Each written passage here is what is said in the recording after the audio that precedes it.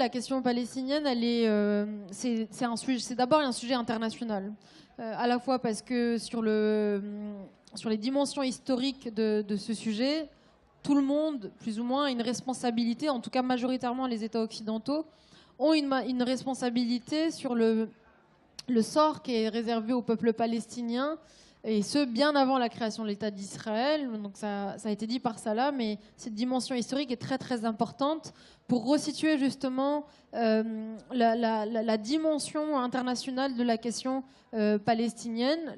Les accords Saïs-Picot qui ont impliqué les Français et les Britanniques, la création de l'État d'Israël, la déclaration de Balfour, et aujourd'hui les liens qu'entretient. Aujourd'hui, en fait, la question qui se pose, c'est grâce à qui et par quels moyens Israël arrive à commettre tous ces crimes qui restent impunis.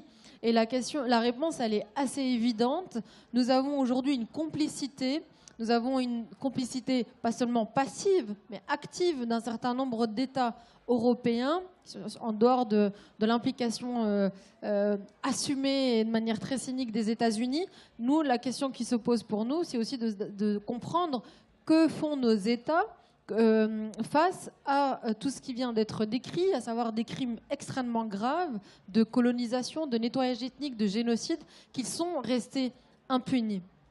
Et on a des leviers sur la question du droit international dont on doit absolument se saisir. C'est-à-dire que tant dans les mobilisations étudiantes, quand on appelle au boycott, on a un exemple très concret qui montre ce deux poids deux mesures avec le cas de la Russie, où on est parti d'un état de fait qui est une violation du droit international, de plusieurs dispositions du droit international par la Russie vis-à-vis de l'Ukraine.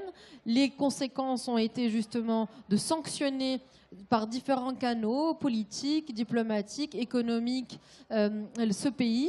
Et ensuite, ça s'est aussi matérialisé dans des universités où on a rompu des accords, des contrats, etc., etc. Il y a un parallèle à faire avec ce qui se passe pour le peuple palestinien.